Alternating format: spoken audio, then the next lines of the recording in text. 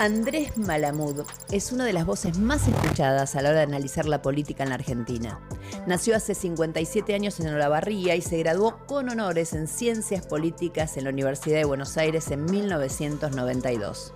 Didáctico y sencillo, tal vez por eso no sea casual que su apellido, Malamud, derive de una palabra que en hebreo significa maestro. En 1986 iba a estudiar sistemas, pero la política, de la mano de Alfonsín, le colocó la boina radical y aunque hoy muchos de sus antiguos correligionarios no le perdonan que sea tan hipercrítico con aquel gobierno, muchos de ellos lo siguen atentamente en los medios.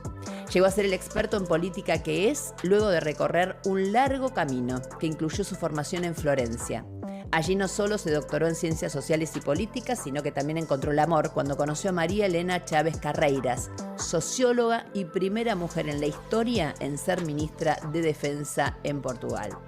Con ella se casó en 2002 y desde ese momento hizo de Lisboa su hogar. No obstante, tiene tendido un puente sólido entre Portugal y su país en lo que hace a política y con Olavarría en especial en cuanto hace a sus sentimientos. Como seguidor de Max Weber, entiende que la cultura y las ideas importan tanto como lo económico y que el liderazgo debe ser responsable, no solo carismático. Tal vez por eso, días pasados se preguntó en sus redes sociales: esto de la hermana del líder diciendo que si no pensás como el hermano sos una bosta traidora, ¿es escuela austríaca o neoclásica? Para encontrar respuestas, pero sobre todo para generar muchas más preguntas, con nosotros esta noche, Andrés Malamud. Bueno, empezamos con un brindis, querido, porque gracias por estar acá. La verdad que es un placer siempre que charlamos por radio, porque es una mente lúcida desde afuera. O sea, mira nuestras pequeñeces y desde adentro no. Desde adentro no sabemos. Si vivieras acá no tengo idea si estarías tan lúcido, querido. Eso no lo sé. Eso no lo sé. Sí. Pero bueno, por la Argentina, por nuestro país, que realmente vale la pena. Bueno, la primera pregunta que tengo que hacerte es, yo vengo recomendándole, como escuchaste recién, al señor presidente que llame a una reforma constitucional, porque este sistema, yo creo que para las reformas que él quiere hacer y cómo las quiere hacer, le queda como incómodo. A él le gusta esta constitución porque la hizo Alberdi, o eso dice. Bueno, después la reformaron Alfonsín y Menem y entonces le gusta el 50%. Claro, totalmente. Pero las experiencias de reforma constitucional no fueron exitosas en América Latina. En Chile trataron hace poco 2 veces, sí, por izquierda y por derecha, y fracasaron indignamente las dos. Y Milei hoy tiene el 10% del Senado y el 15% de la Cámara de Diputados. Para reformar la Constitución necesita 2/3 en cada Cámara. No los va a conseguir ni siquiera arrasando en la elección intermedia de octubre. Así que si él quiere reformar la Constitución, tiene que ganar 3 elecciones consecutivas más. Falta un poquito. Falta un poquito. Bueno, era una linda trampa hacerle, digamos, que llamar una reforma constitucional no y veamos cómo... Vos decís que no va a querer, que no va a caer en mi trampa. Algún asesor le debe haber leído la Constitución. Sí, a veces no se nota. A veces no se nota. ¿Cómo se lo ve a Milei? Vos vivís en Portugal, estás en Europa habitualmente. ¿Cómo se lo ve a Milei desde allá?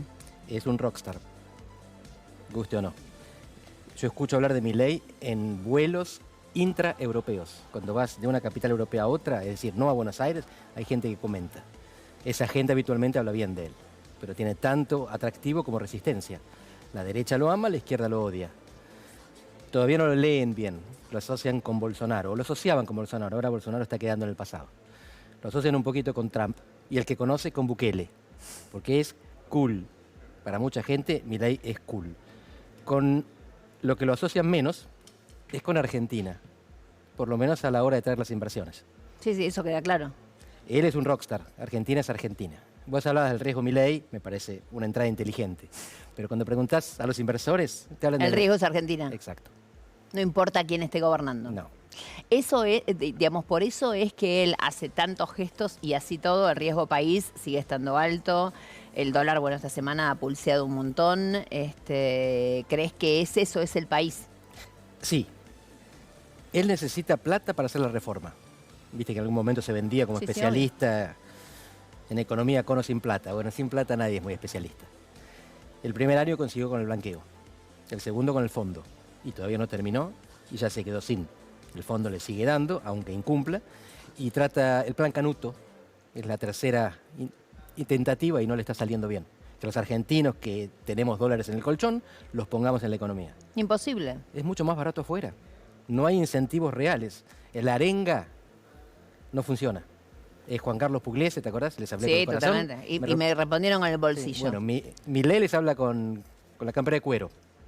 Pero la gente responde con el bolsillo, se va a veranear a Brasil. No, pero más allá de eso hay algo que es real. Yo esta semana hacía una cuenta, tengo que pintar mi casa, y pensaba, ¿la pinto ahora o ahorro esa plata en dólares? Y cuando venga la debacle, porque viste que en este país es todo circular, lo pago con una cuarta parte de los dólares. Entonces digo, ahí es donde no funciona el plan Canuto. En lo que está aconteciendo, en lo que vemos nosotros, que somos como grandes ministros de economía personales, porque la verdad que la gente cuando ya tiene... No le pasa a los más jóvenes. Vos sabés que yo empiezo a notar una diferencia muy grande y hay algo que yo estoy enfatizando mucho en todos los programas. De hecho, hoy mandamos a hacer una encuesta callejera sobre este tema y tiene que ver en qué tiene en la cabeza ese votante de 16 a 27, 28 años que, claro, no tiene nuestra memoria. No tiene nuestra memoria y piensa totalmente diferente. Permitime que introduzca la geometría política. Dale. Vamos a empezar con cuadrados, después seguro que pasamos a círculos. Imaginemos una sociedad que tiene gente mayor y gente más joven, varones y mujeres. Son 4 cuadrantes. Sí. En Argentina, los mayores varones y las mayores mujeres, de más de 35 años, funcionan, piensan, actúan como siempre. Y las mujeres jóvenes también. El cuadrante varones jóvenes, varones hasta 35 años, piensa y actúa diferente al pasado y a los demás. Ese cuadrante definió la elección. Si ese cuadrante lo sacás... Mis 3 hijos. Todo dicho. Mis 3 hijos. ¿Sí? Vos no votaste, Milei. No. Ellos sí. Son varones jóvenes. No podría decir tanto porque... No los vendamos, no los mandemos al frente. Pero si vos sacás ese cuadrante, Massa es presidente. Si vos solo votás en ese cuadrante, Milei gana en la primera vuelta. Ahora, tengo una pregunta que es la siguiente. Yo, atrás de esta nueva manera de pensar la política, el país, el otro, el mundo, hago una diferenciación no solo ideológica, sino también humana. ¿Las nuevas generaciones son malas personas? Depende a quién le preguntes. La política es adversativa, como el fútbol. Si vos le preguntás a un bostero qué piensa de los bosteros, te va a hablar bien. Si le preguntás a un gallina, te va a hablar mal.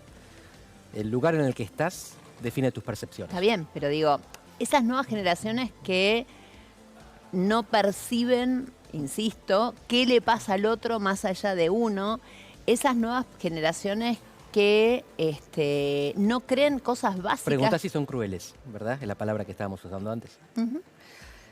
Sí, vistos desde enfrente, pero ellos se creen víctimas. Los que son crueles se creen víctimas. Consideran que lo políticamente correcto, la cultura de la cancelación, el feminismo exacerbado, los puso a ellos en el lugar del basurero de la historia. Y cuando ellos se vengan de eso, se consideran justicieros, no crueles. La percepción está determinada por la posición.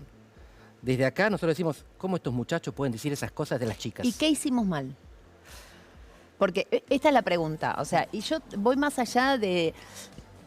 Este es un país que cuando salió de la dictadura decidió que los militares eran los únicos responsables y culpables, los puso en el banquillo y barrimos abajo de la alfombra, de la sociedad civil, de los dueños de los medios, de los, del sistema judicial que continúa hoy, qué sé yo. La verdad que nadie dijo nada. Teníamos un culpable, lo estigmatizamos, dijimos, buen culpable, teníamos un malo espectacular, nos dio para no sé cuántas películas. Ahora, lo concreto es que no fuimos lo suficientemente claros con qué había pasado con cada uno de nosotros, cada uno en su responsabilidad. Y ahora estoy notando algo de esto también. Bueno, es que estos chicos no vivieron la dictadura. Para ellos la dictadura está tan cerca en el tiempo como Alberdi y la Constitución de 1853. Pero lo que vos decís tiene sentido. Culpamos a pocos, los demás nos eximimos de culpa. Pero después de la Segunda Guerra Mundial, en Nuremberg, condenaron a 22 jerarcas nazis. Y tuvieron el 33% de los votos, 40% en alguna elección.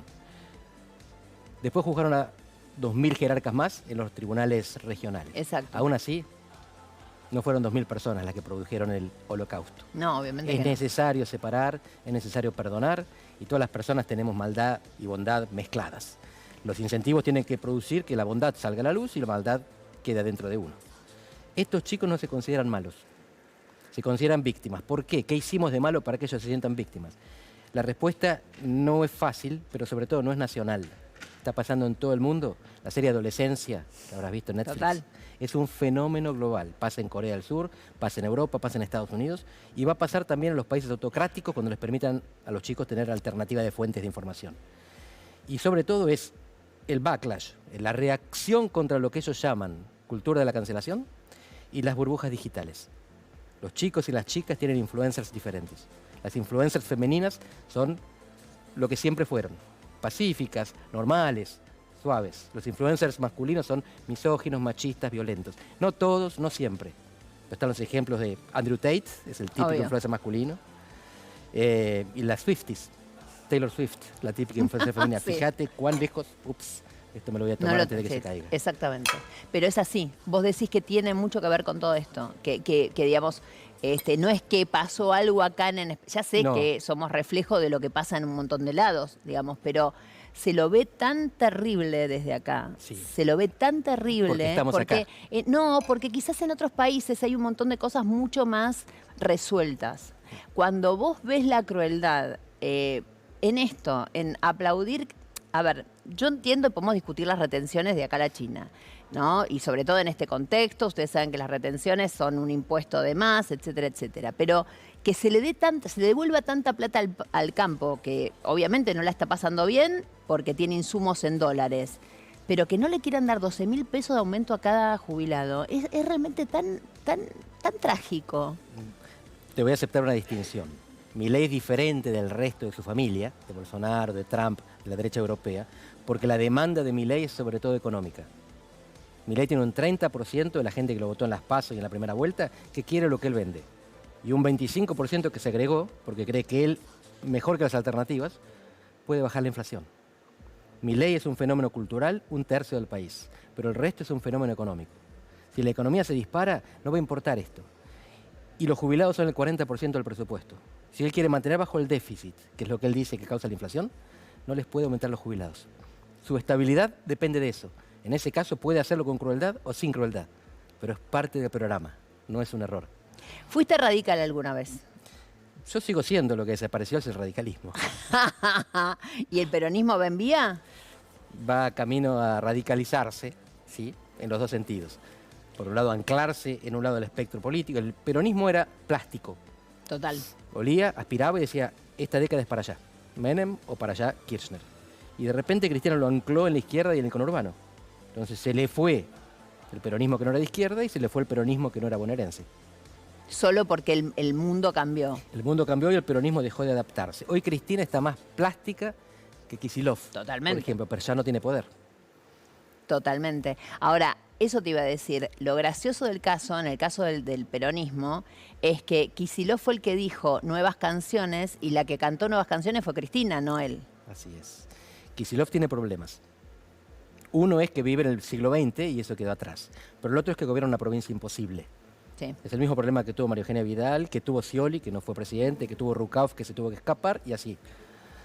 El problema es que la provincia de Buenos Aires tiene el 40% de la población, el 27% de la Cámara de Diputados, el 4% del Senado, paga el 36% de coparticipación y recibe el 22%. Claro, paga, digamos, genera Aporta, el 36%, aporta el 36%, eso es cierto.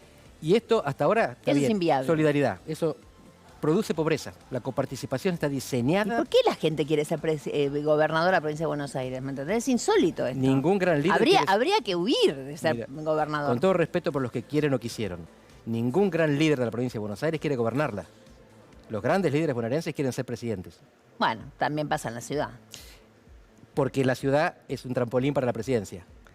Pero si vos pensás en Córdoba, en Santa Fe, en Mendoza, el mayor honor para un cordobés, santafesino, mendocino es ser gobernador y después tiene la aspiración de saltar a la presidencia. Alfonsín o Cristina, ¿cuándo pensaron en ser gobernadores?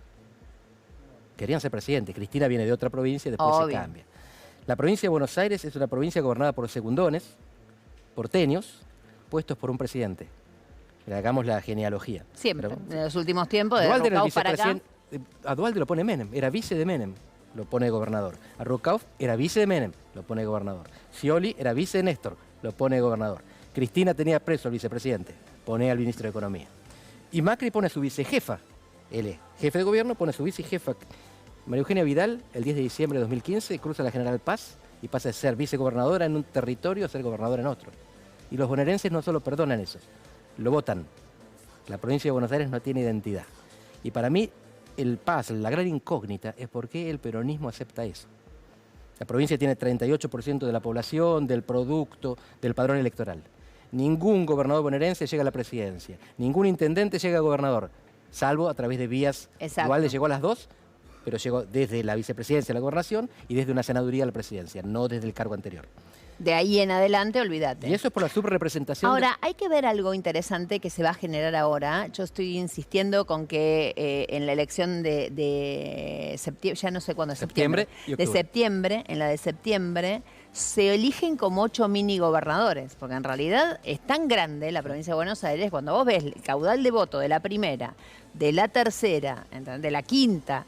O sea, tenés ahí un submundo, ayer hablaba con alguien de la segunda, empiezan a regionalizarse y a tener un cierto sentido, vos sos de la provincia de Buenos Aires y del interior, de la séptima, o la Barría, por eso digo, entonces digo, empiezan a tener como una especie de identidad. No sé si lo quiso esto Kicillof o no, digamos, pero lo concreto es que en esta elección el bonaerense va a empezar a sentir algo distinto. Infelizmente no.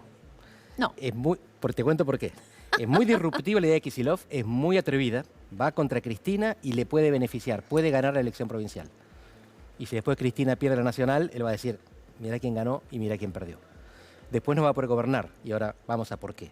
La elección de septiembre son 2 boletas, 2 cuerpos. Boleta partidaria repartida por los partidos, fiscalizada por los partidos y aparateada. La gente no está interesada en esa elección, no sabe qué se vota, no le importa. Y no hay lista provincial. Son 8 listas seccionales y 135 municipales. Pero no hay gobierno seccional. No hay un gobernador de la séptima movilizando el aparato de la séptima. Son 135 intendentes. El único aparato es el municipal. Hay 80 y pico intendentes peronistas, 2/3, casi. Toda la ventaja es para el peronismo en esa elección. Si se nacionaliza, ventaja violeta. Pero ¿cómo nacionalizás una elección en la cual no hay una lista? Hay 8 y 135. Esta elección se tracciona por abajo. Nunca había pasado. Y por abajo el peronismo tiene ventaja. La primera y la tercera, ahora vamos a esto que mencionaba, son las 2 secciones del conurbano. 2 de 8. Sí, la tercera es la famosa donde iba a ser Cristina candidata. La Matanza y compañía, y el resto es San Isidro y compañía. En el norte del conurbano, los violetas están mejor, porque el PRO estaba mejor, porque el radicalismo estaba mejor. Voto gorila, simplificando. Exacto. En el sur, voto peronista. La tercera, nunca la perdieron. 2/3 de la población vive ahí. ¿Sabés cuántos legisladores seleccionan entre los dos? 1/3. Claro. Está hiper subrepresentado el conurbano, o sea, está hiper subrepresentado el peronismo. Y nunca como está subrepresentada también la provincia de Buenos Aires en la compartida. Y en la Cámara de Diputados. También. Si nosotros respondiéramos a la Constitución, tendríamos que adecuar la representación al censo. Pero elegimos con el censo del 80, con la ley de la dictadura. Nunca lo cambiamos. La provincia tendría que tener 100 diputados, tiene 70. Esos 30 serían mayoría peronista. Los peronistas ganan la provincia incluso cuando pierden la presidencia. Y nunca cambiaron ni la cantidad de diputados nacionales, ni la representación interna. La Constitución de la provincia de Buenos Aires, la distribución la fija en el 34, hace 90 años. ¿Y ningún peronista la vio? ¿Ninguno se dio cuenta que los grandes líderes no llegan a gobernadores, que los gobernadores son segundones que no llegan a presidente, que los intendentes no tienen salida, que la subrepresentación es total y partidos chiquitos tienen la mayoría de la legislatura? ¿En qué está pensando el peronismo hace 40 años? ¿En qué está pensando, señores? Eso es lo que pensamos. ¿En qué está pensando? Vos sabés que este sillón tiene una historia. Tiene 35 años, 30 años de historia, más o menos. Acá se ha sentado un montón de gente. Y hace unos años atrás tuve el honor de entrevistar, en una noche como hoy, a el que era el periodista de la década del 90, del 80 y del 70, ¿no? Que era Bernardo Neustadt. Nosotros crecimos, los periodistas de mi generación, queriendo ser la antítesis a Neustadt. Esto hay que decirlo. Yo calculo que hasta el propio Lanata, que terminó siendo el nuevo Neustadt, porque era, digamos, quieras o no, Jorge Lanata fue progre de joven y terminó, digamos, un poco más ayornado, si se quiere. Él evolucionó y yo no, dije yo siempre, para no herir susceptibilidades. Te quedaste en el 45. Yo no evolucioné. Yo no evolucioné. Me quedé cuando tenía 18. Aparte, como me dicen mis hijos, sí, mamá, vos naciste pobre. Entonces me justifican mi ideología desde ese lugar y tienen toda la razón del mundo. Pero lo concreto es que quiero compartir con vos un momento, hace unos cuantos años, no digamos cuántos, con el señor Neustadt sentado en este sillón. Archivo inédito.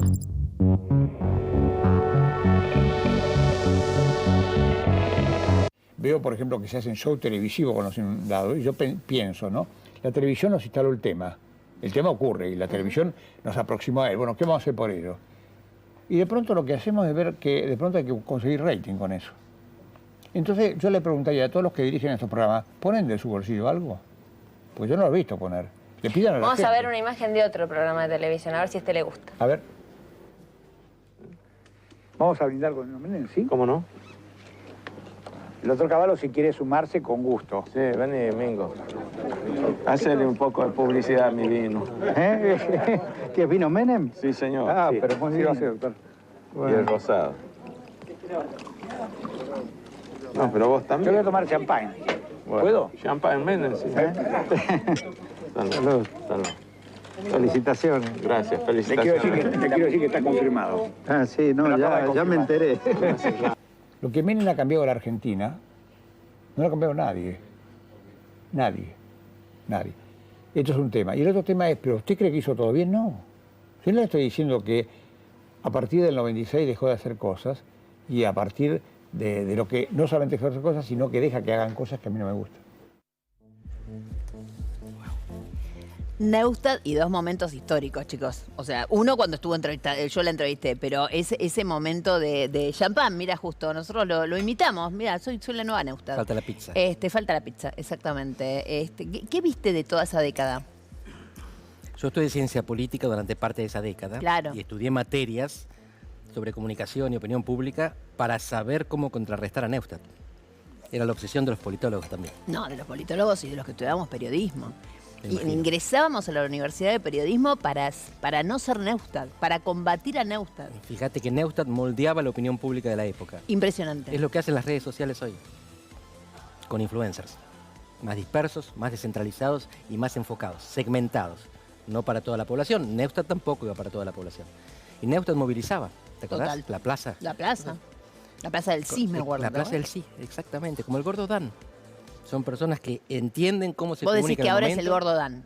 Es lo más parecido posible. Alguien que genera actividad política a partir de su influencia mediática. Y eso funciona, no solo acá, sino en todos lados. Los ingenieros del caos, el gran Sí, libro obvio. chileno de Empoli. Él te muestra cómo esta onda surge en Italia. Yo lo vi surgir en Italia. Yo ya no vivía en Italia, mis amigos italianos me contaban y no podía creer que era el Tinelli de ellos, Beppe Grillo, Sí. y un tecnólogo, un ingeniero de la tecnología de comunicación, que le inventó los algoritmos y las redes y a partir de eso armaron un partido por el cual Beppe Grillo no fue candidato, hicieron una especie de sorteo, un reclutamiento en masa a través de las redes y pusieron un primer ministro desconocido con un currículum fraguado. Y los partidos que lo apoyaron pusieron los dos viceprimeros ministros. El tipo era un desconocido total. Milei no era un desconocido, llega él. Ahí las redes en Italia tuvieron la capacidad de que un famoso pusiera un presidente, un primer ministro, presidente del Consejo, desconocido. Y después de ahí viene el Brexit y todo lo demás. A partir de ahí también viene Trump. Milei sigue en esa estela. Obviamente. Ahora, hay una diferencia entre estos líderes y Milei. Sí. Milei, como bien vos decís, tiene una especie de obsesión económica. Y no es nacionalista, lo cual nos pone a nosotros hoy, en este momento en el mundo, en un problema más importante todavía. Porque es como que lo que piensa Milei del mundo es contradictorio con lo que pasa en este momento en el mundo. O sea, el mundo se cierra y nosotros nos abrimos. Vengan, véndannos los que quieran, compramos por las redes sociales, etcétera, etcétera. Te cuento primero su pertenencia familiar y después las excepciones, porque a veces Milei es pragmático cuando no habla, cuando habla es siempre dogmático. Los politólogos pensábamos que sin partido político no podías movilizar ni fiscalizar una elección, por lo tanto estabas condenado. Y Milei nos demostró que estábamos equivocados. Exacto. Pero ¿qué argentino que no fuera seguidor de Milei hubiera pensado que diciendo que Margaret Thatcher es tu ídola, podías ganar una elección en Argentina? ¿Cuándo en la historia fue posible decir, mi ídolo es Margaret Thatcher? Y ganabas. Ni hablar de vender los hijos o los órganos. Dijo todo eso y ganó igual. Porque ganó con aquellos que lo votaron porque estaban enojados con el pensamiento políticamente correcto de que hay que criticar a Margaret Thatcher y no hablar de las cosas que uno piensa que son tabú. Él habló de todos los tabúes. Y ganó por eso, no a pesar de eso. No es de la misma familia porque vos decías, ese economista no es nacionalista. Es un doctrinario de la economía. No es un nacionalista nativista. Tan contra la inmigración por la galería. No es eso lo que le preocupa. En principio su idea, su objetivo es que los argentinos no se vayan. Que Ezeiza no sea la única salida. No, que no vengan los inmigrantes. Lo que quiere es, dice él, evitar los tours sanitarios, etc. Es muy minúsculo. Pero él dijo que iba a hacer todo lo que hiciera Trump. Trump se retiró de la Organización Mundial de la Salud y Milei también. Trump se retiró del Acuerdo de París de cambio climático y Milei no. ¿Por qué no? ¿Por qué? Porque el acuerdo con la Unión Europea exige pertenecer al Acuerdo de París. Milei odia al Mercosur, no quería saber nada con la Unión Europea, quería acuerdo de libre comercio con Estados Unidos. Estados Unidos le dijo, no gracias, recién tiré. Entonces Milei dijo, bueno, con alguien tenemos que comerciar, con la Unión Europea, pero solo dentro del Mercosur. Ok. Y la Unión Europea exige Tratado de París sobre cambio climático. Bueno, dale que va. Pragmatismo. Sí, está claro que en lo que quiere, o que le explican, o que le llegan a decir, es claramente pragmático. Ahora bien, si vos tuvieras que darle hoy un consejo, ¿no? ¿Qué le aconsejarías a Milei? Lo peor es que cínicamente, maquiavélicamente, le aconsejaría hacer lo que está haciendo y corregir la economía. O sea, para vos está todo bien. No, está todo bien. Es inteligente lo que está haciendo. Para los objetivos que él tiene, para su proyecto de país. Si yo fuera asesor de él, querría asesorarlo para que él consiga los objetivos que él se plantea. El político define los objetivos. El consultor le dice qué medios le permiten conseguir el objetivo. ¿Le tenés respeto al mago del Kremlin local, que es No Santiago lo conozco Caputo? en persona, sí, creo que está siendo derrotado en la interna. Incluso le tengo respeto al proyecto de país que tiene Milei, que no es el mío, pero tiene sentido. ¿Sentido para cuánta cantidad de gente? Para, no todos, pero Alberto y Macri pocos. y Cristina tampoco consiguieron incluir a todos. A partir de la derrota de los proyectos que se decían inclusivos, surge un proyecto que no es inclusivo, pero puede ser exitoso para los que entran y servir como esperanza para los que quedan afuera. El proyecto O sea, de lo Milei, miro por la ventana. sí, El planeata Pitu está... contra el vidrio. Cuidado, Pitu, tranquilo. No. Podés preguntarle también, tranquilo. No, me parece que no es todo lo mismo. Me parece que si bien fracasaron algunos gobiernos, me parece que no es todo lo mismo. No se vivía igual en el 2014, 2013, 2012, 2009 que como se vivía en el 2017. Creo que el problema fueron el fracaso del gobierno de Macri y el gobierno de Alberto. Eso le dio lugar a la aparición de Macri. Es no creo que el interesante gobierno eso. de Cristina. Te cuento la percepción entonces de la gente. Pasamos a la geometría otra vez, pero con Sí. círculos. Podemos ver a Argentina como 4 círculos concéntricos. En la capital ganan los gorilas. En el conurbano, los peronistas. En la zona núcleo, los gorilas Los otra gorilas. vez. Y en la periferia, Norte Grande y Patagonia, los peronistas otra vez. Milei penetró todos esos territorios, pero sobre todo los círculos exteriores. La zona núcleo, él sacó el 70% en Mendoza y Córdoba, donde Macri arrasaba. Y ganó en el Norte Grande y ganó la Patagonia, donde ganaba el kirchnerismo. La gente facturó el fracaso de todos los partidos. ¿Qué pasó en los dos círculos? Capital y conurbano. Salió tercero. No salió segundo.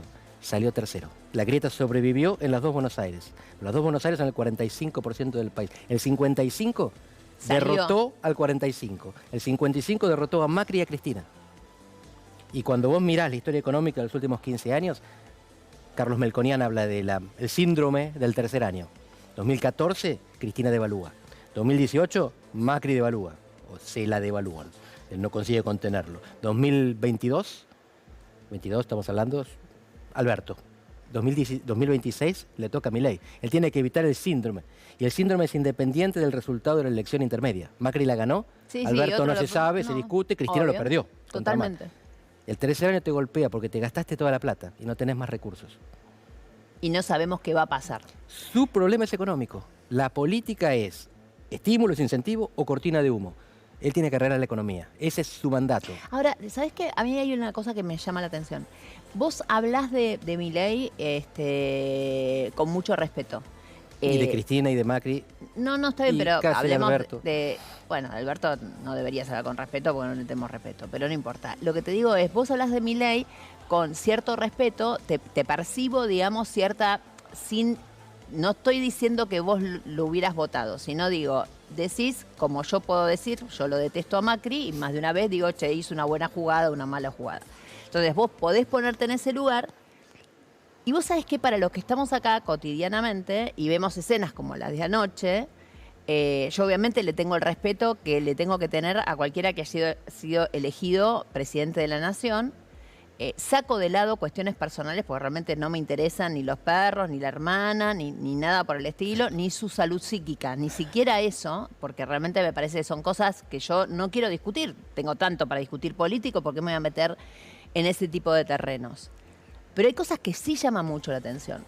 Ayer yo realmente, te pregunté hace un ratito fuera del aire si lo habías visto, la escena era dantesca, porque no era solo el presidente, era el presidente, el ministro de Economía, que además fue ministro de Economía de Macri, durante 2 horas intentando explicar que este gobierno no era el gobierno de Macri, ¿se entiende?